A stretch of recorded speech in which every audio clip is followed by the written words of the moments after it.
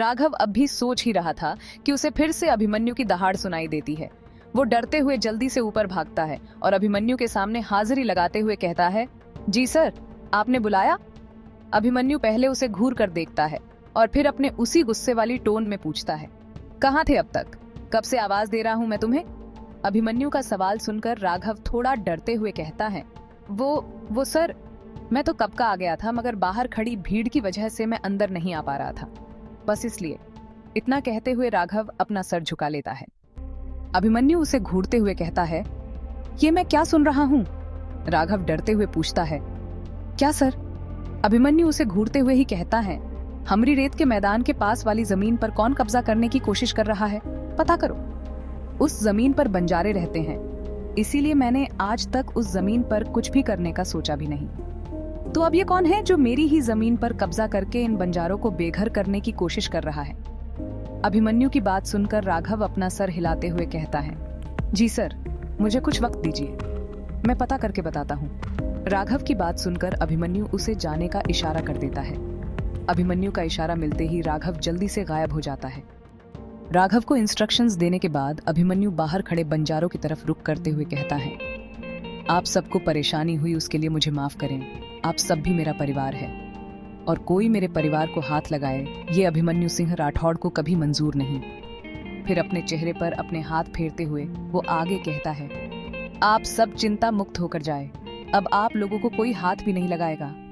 मैं अपने कुछ आदमियों को आप सब की बस्ती के बाहर तैनात कर दूंगा ताकि कोई आप लोगों को नुकसान न पहुंचा पाए। अभिमन्यु की बात सुनकर एक बंजारा भीड़ से बाहर आकर अपने हाथ जोड़ते हुए कहता है, धन्यवाद हुकुम सा, आपने हमारी परेशानी मिनटों में खत्म कर दी। उस बंजारे की बात सुनकर बाकी सभी बंजारे भी धन्यवाद कहते हुए अपने हाथ जोड़ लेते हैं। बंजारों की बातें सुनकर अभिमन्यु उन्हें हाथ दिखाते हुए कहता है, आप सबको धन्यवाद कहने की जरूरत नहीं, ये मेरा कर्तव्य है जो मैं अपनी आखिरी सांस तक निभाऊंगा। आप सबकी समस्या का समाधान मैंने कर दिया है, अब मैं चलता हूँ। फिर अभिमन्यु अपने हाथ जोड़ते हुए सबको खम्मा घनी कहकर अंदर चले जाता है।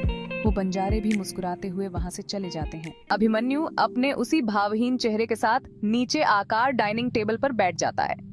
उसके पीछे पीछे ठाकुर मलिक सा भी आकार डाइनिंग टेबल पर बैठ जाते हैं। अभिमन्यु उन्हें गुड मॉर्निंग ग्रीट करते हुए फिर से शांत हो जाता है। इतने बड़े डाइनिंग टेबल पर सिर्फ अकेले दादा पोता बैठे थे। तभी एक नौकरानी वहां पर आकर दोनों को नाश्ता सर्व करती है। पूरे डाइनिंग हॉल में अजीब सी खामोशी छाई हुई थी। डाइनिंग एरिया में फैली शांति को देखते हुए ठाकुर मालिक सा अपने मन में सोचते हैं, पता न कब तक वापस आवेंगे जे लोग, हमारी हंसती खेलती हवेली आज मन ने खंडर लाग रही से। अभिमन्यु की तरफ देखते हुए फिर अपने मन में कहते हैं, और एक यो म्हारा पोता जिसने मौन धारण कर रखा से। इतना कहकर ठाकुर मालिक सा अपना मुंह बना लेते हैं।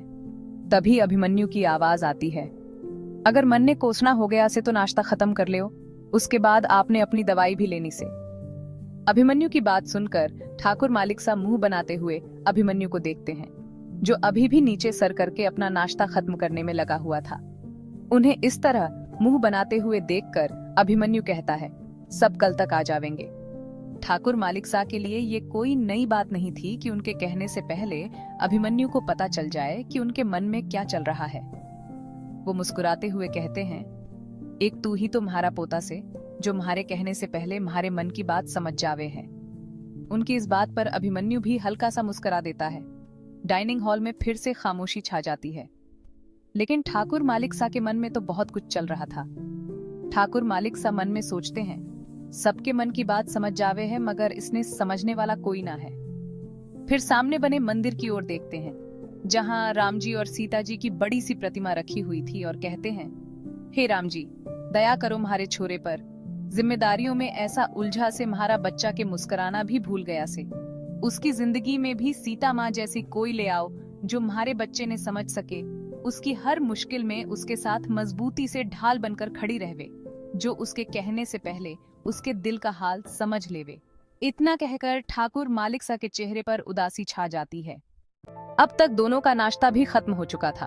अभिमन्यु डाइनिंग टेबल से उठकर ठाकुर मालिक सा के पैर छूते हुए कहता है, चलता सु दादाजी, मन ने देर हो रही से। और इतना कहकर बाहर आता है, जहां राघव उसका पहले से ही इंतजार कर रहा था। अपने बॉस को देखते ही राघव जल्दी से आकार कार का गेट खोल देता है, जिसके बाद अभिमन्यु फिर से अपने उसी रौब और खतरनाक ऑरा के साथ अपने आंखों पर सनग्लासेस चढ़ाते हुए कार में बैठ जाता है। राघव भी जल्दी से कार का दरवाजा बंद करते हुए आकार पैसेंजर सीट पर बैठ जाता है।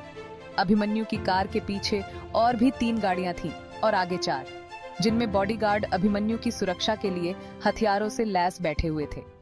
अभिमन्यु और राघव के बैठते ही कारों का काफिला चल पड़ा अपनी मंजिल की ओर। पलक और अभिमन्यु तो निकल पड़े हैं अपनी अपनी मंजिल की ओर, लेकिन क्या इनकी मंजिल एक है? क्या ये दोनों टकराएंगे एक दूसरे से? कैसे होगी आखिर इंदौर की पलक और राजस्थान के अभिमन्यु की मुलाकात? जानने के लिए सुनते रहिए एक अजनबी मोहब्बत सिर्फ एहसास पर।